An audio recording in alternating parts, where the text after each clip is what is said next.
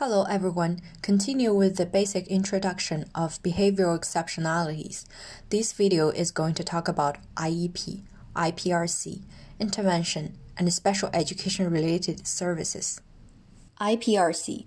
IPRC stands for Identification, Placement, and Review Committee. School boards are required to establish an Identification, Placement, and Review Committee, which is IPRC.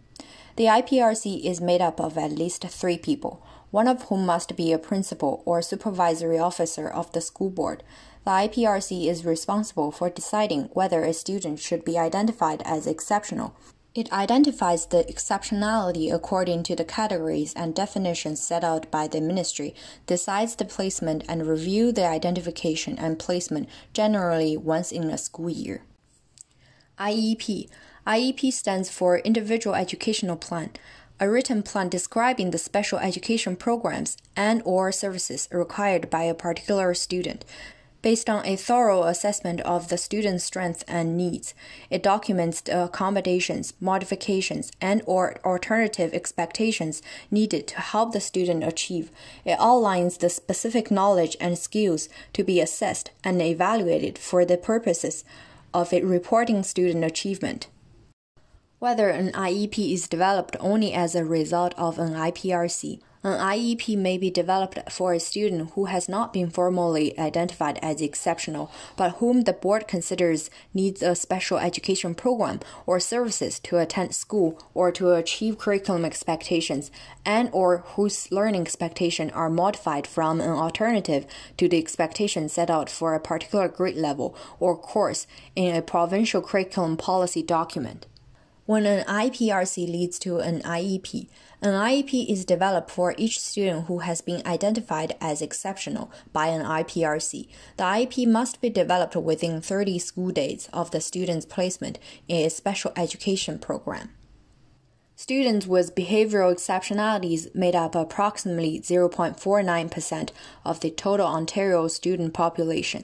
This means in a school of 500 students, 2.45 would have the IPRC.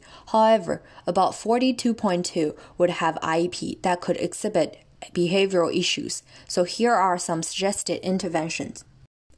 There are 4 types of physical environment intervention. There are time management, transition management, proximity and movement management, and classroom ambience.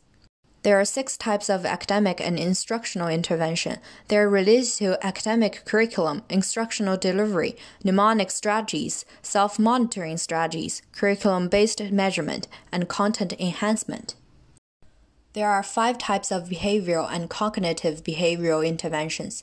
They are social skill training, interpersonal problem solving, conflict resolution, provision of related services, and crisis prevention and management programs or plans.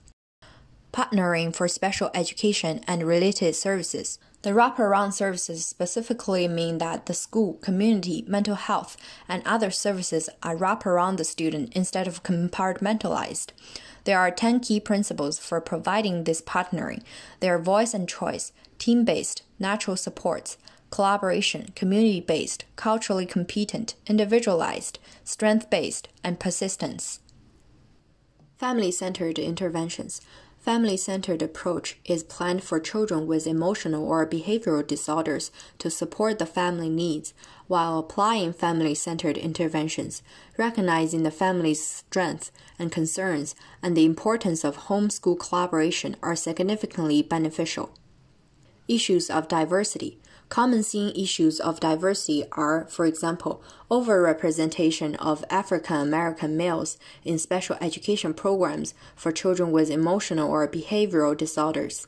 Female students are underrepresented in special education programs for children with emotional or behavioral disorders.